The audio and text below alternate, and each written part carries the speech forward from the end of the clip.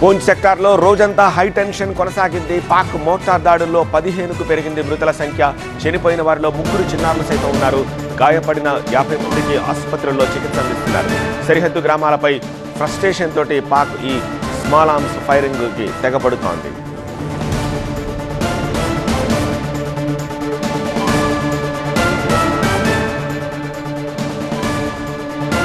గడిచిన 15 రోజులుగా small arms ఫైరింగ్కు తెగబడుతోంది. లైన్ ఆఫ్ కంట్రోల్ వెంబడి పాక్ రేంజర్లు. అయితే ఎయిర్ స్ట్రైక్స్ తర్వాత అవి మరింత ఉధృతం చేశాయి. అలాగే స్థానికంగా ఉన్న గ్రామాల ప్రజలను టార్గెట్ చేసుకుంటూ ఈ స్మాల్ ఆర్మ్స్ ఫైరింగ్కి తెగబడుతున్నారు పాక్ రేంజర్లు. పూంచ్ సెక్టార్లో నిన్న రోజంతా కూడా ఈ హైటెన్షన్ వాతావరణం కొనసాగింది.